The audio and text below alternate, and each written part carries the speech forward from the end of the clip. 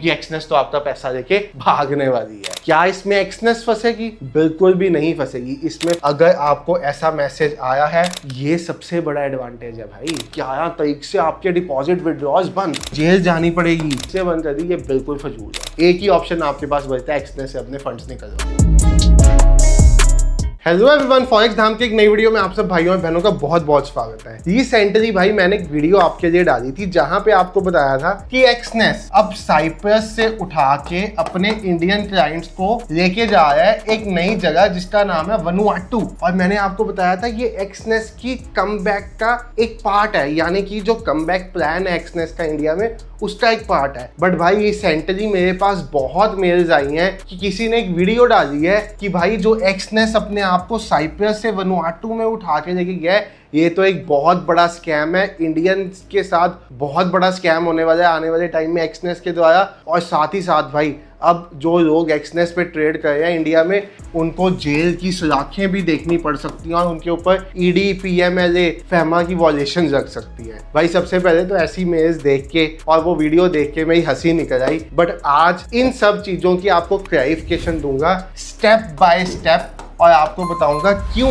ये जो मूव हुआ है साइप्रस से वनुआटू के एक्सनेस के जाने का, ये आप लोगों के लिए जो एक्सनेस में ट्रेड कर रहे हैं एक बहुत बड़ी खुशखबरी की बात होनी चाहिए। तो भाई देखो, सबसे पहले तो समझो ये सारी स्टोरी, सारी कहानी स्टार्ट कहाँ से होती है। भाई एक्सनेस ने 8 जुलाई को एक मेल भेजी थी, 8 ऑफ जुलाई को, इंडिया से न्यू क्लाइंट्स को एक्सेप्ट करना बंद कर देंगे with effect from 11 of July. और 11 जुलाई सुबह 10:30 बजे के बाद एक्सनेस की वेबसाइट कुछ ऐसी हो गई कि अगर आप एक्सनेस की वेबसाइट पे जाओगे इंडिया से तो भाई आपको कुछ भी देखने को नहीं मिलेगा। आपको जस्ट एक प्लेन पेज मिलेगा जिसमें आप साइन इन कर सकते हो और दूसरा ऑप्शन रजिस्टर का आया, और जैसे ही आप रजिस्टर दबाओगे तो आपके पास आ जाएगा registration in your region are unavailable, यानी कि इंडिया में ये रजिस्ट्रेशन अब नहीं रहे। उसके बाद भाई जैसे जैसे सीरीज ऑफ इवेंट आगे बढ़ते हैं, कुछ लोगों ने ये भी कहा कि एक्सनेस की तरफ से कहा गया कि उनकी सर्वर कैपेसिटी एग्जॉस्ट हो गई है, जबकि जो मेल आई थी उसमें ऐसा कहीं पे नहीं लिखा गया कि हमारी कोई सर्वर कैपेसिटी एग्जॉस्ट होगी या ऐसा कुछ है।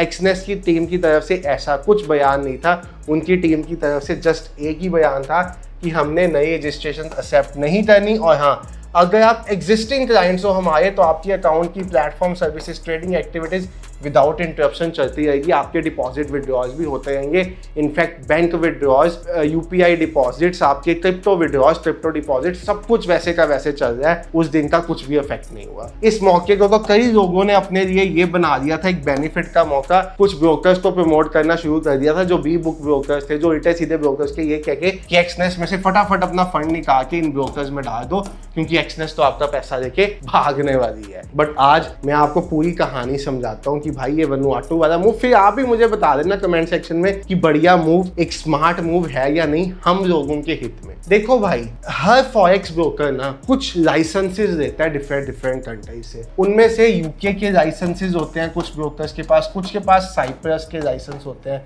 कुछ के पास सेशल्स के लाइसेंस होते हैं, कुछ के पास वनुआटू के लाइसेंस होते हैं, जो आजकल बहुत ज्यादा कॉमन हो रहा है उन फॉरेक्स ब्रोकर्स में जो इंडिया में स्पेशली काम कर रहे हैं। और भाई कुछ ब्रोकर्स के पास दुबई की DFSA का लाइसेंस होता है, यानी कि डिफरेंट कंट्रीज के रेगुलेशंस को फॉलो करके ब्रोकर्स को लाइसेंस देने पड़ते हैं। और मैक्सिमम फॉरेक्स ब्रोकर्स जो आज की डेट में इंडिया में काम कर रहे थे ना, वो कर रहे थे साइप्रस के, ठीक है। अब अगर आप साइप्रस का पढ़ो भाई, तो बेसिकली साइप्रस का ना साइसेक यानी कि Cyprus securities and exchange commission, यहां से लाइसेंस लेना पड़ता है। और एक्सनेस जो है वो ऑथोराइज्ड और रेगुलेटेड है साइसेक के द्वारा अंडर लाइसेंस नंबर दिस। अब अभी तक हम जो इंडियन क्लाइंट्स थे एक्सनेस के, वो भाई इस लाइसेंस के अंडर आते थे एज ऑफ नाउ। बट अब हमें उठा के 5 दिनों के अंदर अंदर वनुआटू वैन वेस्ट लिमिटेड नाम की एक कंपनी के अंडर शिफ्ट किया जा रहा है, और ये मूव ऑटोमेटिक होगा। अगर आप एक्सनेस यूजर हो तो आपको ये मेल आई होगी कि your account and personal area are being transferred to another Exness entity van west limited, ठीक है, licensed and regulated by the Vanuatu financial services commission. अब ये वनुआटू फाइनेंशियल सर्विसेज कमीशन है क्या भाई? सबसे पहले तो वनुआटू देखो क्या है। वनुआटू एक छोटी सी कंट्री है ओशियाना में, ठीक है, और ये इतनी छोटी सी कंट्री है कि भाई अगर आप इनकी पूरी पॉपुलेशन समझो ना तो आपकी इंडिया की एक स्टेट से भी छोटी होगी, ठीक है। रिच है या पुअर है, लोअर मिडिल इनकम है, कैसे है, इससे हमारा कोई लेना देना नहीं है। वनुआटू में एक ऑर्गेनाइजेशन है वनुआटू फाइनेंशियल सर्विसेज कमीशन। ये फाइनेंशियल रेगुलेटरी अथॉरिटी या वनुआटू की, जो एक नेशन है साउथ पैसिफिक में। ठीक है, पहले ये यूके के अंडर आता था, अब ये साउथ पैसिफिक के अंडर आता है। अभी हमारा काम चल रहा था साइप्रस से साइसेक में। अब अगर आप देखो कि भाई एक EUMIFID फ्रेमवर्क है। EUMIFID फ्रेमवर्क क्या है? बेसिकली ये एक सेट ऑफ रेगुलेशंस है जो फाइनेंशियल मार्केट्स जो विद इन यूरोपियन यूनियन के अंडर आती हैं, उनको भाई फॉलो करना पड़ता है। और ये फ्रेमवर्क के अंडर क्या क्या चीजें आती हैं, जैसे जब तक आप साइप्रस के अंडर काम कर रहे थे ना, तो भाई रिसेंटली आपने देखा होगा हमारे देश के प्रधानमंत्री जी साइप्रस होके आए और वहां की गवर्नमेंट के साथ एक एग्रीमेंट साइन करके आए। अब भाई जब आप साइप्रस के अंडर अभी तक काम कर रहे थे, इंडिया में जो एक्सनेस के क्लाइंट्स थे उनके ऊपर एक रिस्क बनाया था। वो रिस्क क्या था भाई? साइप्रस के अंडर काम करने की सबसे पहली कंडीशन तो ये है कि आपको आपके क्लाइंट्स की KYC कंप्लीट करनी पड़ेगी। ठीक है, नो योर कस्टमर कंप्लीट करना पड़ेगा। दूसरी सबसे बड़ी कंडीशन ये है कि साइप्रस का जो साइसेक है वो कहता है कि अगर आप हमारे द्वारा रेगुलेटेड हो तो आप किसी भी कंट्री में अपनी सर्विसेज नहीं दोगे जहां पे फॉरेक्स ट्रेडिंग अलाउड नहीं है। ठीक है, तो अभी तक ये सर्विसेज साइप्रस के लाइसेंस में दी जा रही थी और इससे कुछ साइप्रस गवर्नमेंट को इशू नहीं था।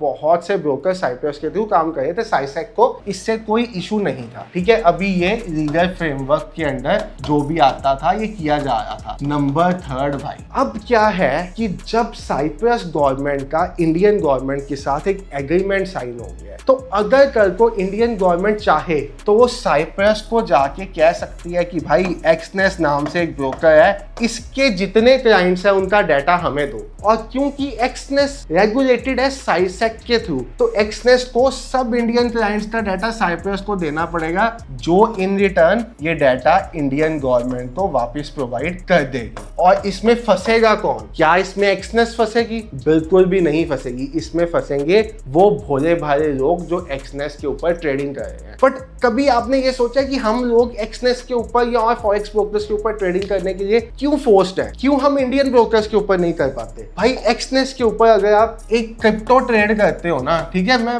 क्रिप्टो की बात इससे कर रहा हूँ क्योंकि इसका डायरेक्ट कंपैरिजन हो सकता है FIU रजिस्टर्ड ब्रोकर से। अगर आप एक FIU रजिस्टर्ड ब्रोकर ऊपर BTC का एक लॉट ट्रेड करते हो तो आपको कमीशन पड़ती है कम से कम $40 से $80 के बीच, depending upon broker to broker. और अगर आप यही किसी फॉरेक्स ब्रोकर में करते हो तो ये पड़ती है $3 से लेके $10 के बीच में, मैक्सिमम $10। और भाई ये यहाँ पे 4 से 8 गुना है। बट ये क्यों है? क्योंकि यहाँ पे आ जाता है फिर आपका GST, यहाँ पे आ जाता है फिर आपके 10 तरह के टैक्सेस, यहाँ पे आ जाता है फिर आपका TDS, यहाँ पे फिर आपको उसके बाद इनकम टैक्स भी देना पड़ता है। ठीक है, जो आप नेट इनकम करते हो, बेसिकली नेट इनकम आपके हाथ में बचती नहीं है तो आप इनकम टैक्स कहाँ से दे पाओ? ब्रोकरेज ही इतना पड़ जाता है, चार्जेस ही इतने पड़ जाते हैं कि आपके बचते नहीं, तो फोर्सफुली आपको ट्रेड करना पड़ता है किसी फॉरेक्स ब्रोकर के ऊपर जाके। और जब हम फॉरेक्स ब्रोकर के ऊपर भी ट्रेड कर रहे हैं ना, तो हम सीधा गोल्ड को बाय नहीं कर रहे, BTC को बाय नहीं कर रहे, हम CFDs को ट्रेड कर रहे हैं। CFDs क्या होते हैं? आओ मैं आपको समझाता हूँ। भाई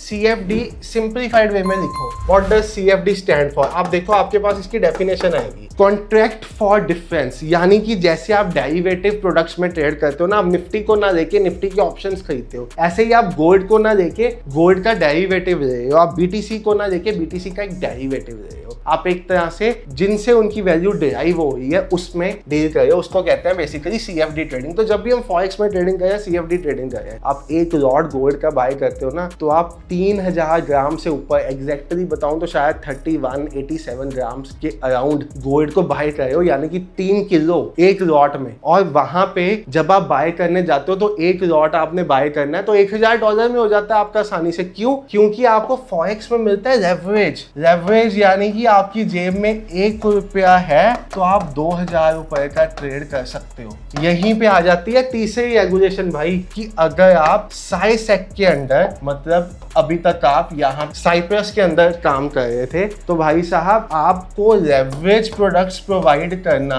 उन कंट्रीज में अलाउड नहीं है जहां पे उन कंट्रीज की गवर्नमेंट आपको परमिशन नहीं देगी। तो यानी कि एक्सनेस तीनों केसेस में यहाँ पे फंस रहा था। नंबर 1 KYC, जब इंडियन गवर्नमेंट का एग्रीमेंट हो गया भाई, वहां के साथ एक उनका समझौता हो गया साइप्रस के साथ, तो KYC का डर था कि कभी भी KYC डाटा दिया जा सकता है, हमारे से मांगा जा सकता है और हमें देना पड़ेगा। नंबर 2 लीगल फ्रेमवर्क का इशू, और नंबर 3 लेवरेज वाला इशू। अब भाई यही चीज अगर वनुआटू की बात करें तो भाई वनुआटू का इंडिया के साथ एज ऑफ नाउ कोई टाई अप नहीं है, कोई समझौता नहीं है। यानी कि अगर इंडियन गवर्नमेंट कल को वनुआटू को अप्रोच करती है कि भाई ये एक्सनेस नाम की एक ऑर्गेनाइजेशन है, इनके क्लाइंट्स का हमें डाटा चाहिए, तो मिलेगा ही नहीं, देगी ही नहीं। वो कहेंगी तुम कौन, मैं नहीं तुम्हें जानती, वो कंपनी मेरे पास रेगुलेटेड है, मैं तो उनकी सखी हूँ, आप नहीं मुझे जानते, इंडिया कौन है मुझे नहीं पता। ये सबसे बड़ा एडवांटेज है भाई। इसलिए आप खुद मुझे बताओ कि भाई अगर आप सबको शिफ्ट करके साइप्रस से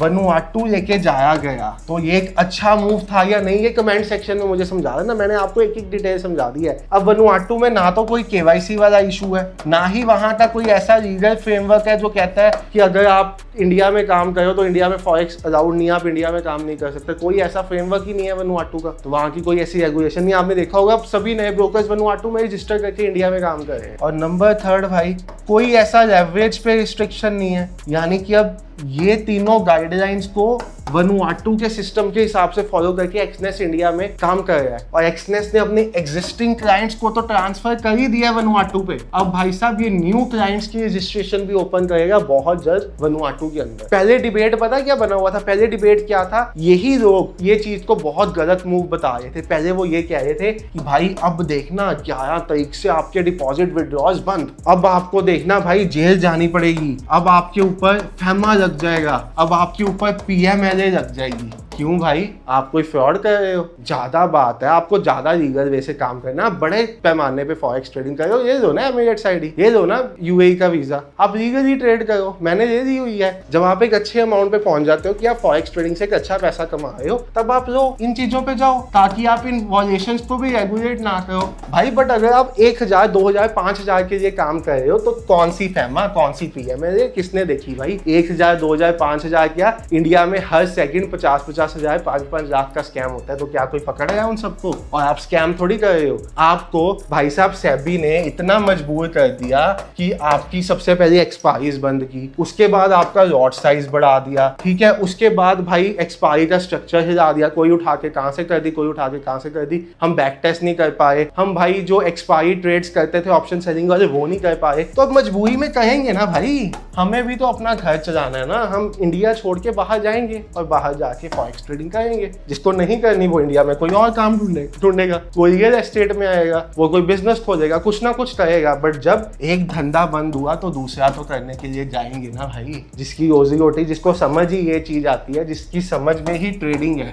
जिसने अपनी पूरी लाइफ निकालने के लिए ट्रेडिंग की, तो भाई वो कुछ तो करेगा ना। या वो कुछ भी नहीं करेगा, वो खाली हाथ बैठ जाएगा कि भाई मैंने तो बहुत कमा लिया, अब मैं पूरी उम्र बैठ के इसको खाऊंगा। महंगाई बढ़ती जा रही है, एफडी से इंटरेस्ट भी नहीं इतना आएगा कि आपका भाई डेली एक्सपेंस निकल आया करे। क्वालिटी ऑफ लाइफ आपकी डाउन डाउन डाउन जाती जाएगी। समझो इन चीजों को। तो भाई साहब ये जो मूव किया गया है ये आप सबके लिए किया गया। मैं कहता हूँ मुझे नहीं पता फ्यूचर में एक्सनेस इंडिया में वापस आती है या नहीं। ये डिसीजन एक्सनेस का है, सभी कंट्रीज में चल रही है, 35 और कंट्रीज में सर्व कर रही है। इंडिया में नहीं आएगी तो मैंने आपको ऑल्टरनेटिव वीडियो बना के दी हुई है कि एक्सनेस के बाद सेकंड बेस्ट ब्रोकर कौन सा है जो एक्सनेस जैसी सारी फैसिलिटीज प्रोवाइड कर रहा है, सेफ है, वेल रेगुलेटेड है, वो भी वनुआटू से काम कर रहा है। चैनल पे पड़ी है वीडियो, यहाँ पे आई बटन में भी लगवा दूंगा, देख लेना जाके, ठीक है, या कमेंट कर देना, वीडियो का लिंक दे दूंगा। बट अगर ये मूव किया गया तो हम सबके लिए बहुत अच्छा मूव है। और हाँ, अगर एक्सनेस को इंडिया में वापस अपनी जर्नी स्टार्ट करनी है तो भाई उसका वे ही ये था। और कभी भी उन्होंने नहीं कहा था कि हमारी सर्वर कैपेसिटी फुल हो गई है। मुझे तो फर्स्ट डे से यही पता चला था, जो हमारे आईएम्स थे उन्होंने हमें यही बताया था कि हम लाइसेंस चेंज कर रहे हैं। और लाइसेंस चेंज क्यों किया जाता है भाई? जब डर होता है कि कहीं हमारे यूजर बेस अफेक्ट ना हो जाए। एक्सनेस की इंडिया में इतनी बड़ी यूजर बेस है, इंडिया 3rd लार्जेस्ट कंट्री में है। एक्सनेस के पास 35 कंट्रीज है जिसमें से इंडिया टॉप 3 में आता है भाई। तो उनको भी है कि हमारे इंडियन क्लाइंट सफर नहीं करने चाहिए, वो इंडिया से बहुत मोटा रेवेन्यू बना रहे हैं। और अगर हम कहें कि भाई इंडियन गवर्नमेंट ने जीएसटी लगाया, बाई गेट मान गई, बाकी एक्सचेंजेस मान गई, डाटा ने लगा दिया, एक्सनेस भी लगाए, कैसे लगाए भाई? फॉरेक्स इंडिया में लीगल ही नहीं है। आप लीगल कर दो फॉरेक्स, हर ब्रोकर आएगा, जीएसटी लगवाएगा अपने ऊपर टीडीएस लगवाएगा, अपने ऊपर टीसीएस लगवाएगा, जो भी एप्लीकेबल टैक्सेस है लगवाएगा और देखिए काम करेगा। बट उससे पहले इसको तो लीगल करो। इससे ये कहना कि भाई एक्सनेस ने जीएसटी नहीं देना था इसलिए एक्सनेस ने इंडिया में रजिस्ट्रेशन बंद कर दी, गवर्नमेंट की टैक्स वाली बातें नहीं माननी थी इसलिए बंद कर दी, ये बिल्कुल फजूल है। तो यानी कि इन शॉर्ट आप समझ गए हो वनुआटू ट्रांसफर करने का रीजन क्या था, क्यों किया गया है। 3 मेजर रीजन आपको बताए हैं, क्या साइप्रस की रेगुलेशन थी, क्या वनुआटू की रेगुलेशन है। और हाँ, अगर आपको ऐसा मैसेज आया है तो इसको इग्नोर करो। This message means if we don't hear from you within 5 working days we consider the transfer accepted. अगर आपको ये एक्सेप्ट नहीं करना तो आप भाई इनको मेल डालो। एक ही ऑप्शन आपके पास बचता है, एक्सनेस से अपने फंड्स निकलवा लो। सेफ हो जाओ, मत करो। आपको इंडियन मार्केट में अच्छा लगता है ट्रेडिंग करके, करो, पैसा बनाओ, आपका बनता है। तो आपको लगता है कि आप इंडियन ब्रोकर्स जो क्रिप्टो अलाउ करते हैं उन पे ट्रेड करके पैसा बना लोगे, बनाओ, हंसी खुशी बनाओ, कोई आपको फोर्स नहीं करेगा इन पे जाने में। बट अगर वहां पे पैसा नहीं बनता तो the solution is this only. इससे बढ़िया ब्रोकर नहीं है, फॉरेक्स का ना होगा। सेकंड बेस्ट जो है वो मैंने डाला है वीडियो में, आप देख सकते हो, सारा आपको एक्सप्लेन किया। अच्छी लगी वीडियो, लाइक करो, दोस्तों के साथ शेयर करो। चैनल पे फर्स्ट टाइम आए हो सब्सक्राइब करना बिल्कुल भी मत भूलना, बेल आइकन ऑन कर देना। आपको ट्रेडिंग की नॉलेज रिलेटेड वीडियोस मिलती रहेंगी, यहाँ पे फ्री एजुकेशनल कंटेंट मिलता रहेगा। दूसरे चैनल पे भी जाके forex A to Z learning series देख सकते हो, price action A to Z learning series देख सकते हो। उस चैनल का नेम है ट्रेड विद संचित, 1.25 लाख के अराउंड सब्सक्राइबर है, तो आपको मिल जाएगा। Thank you so much, have a great day, good night.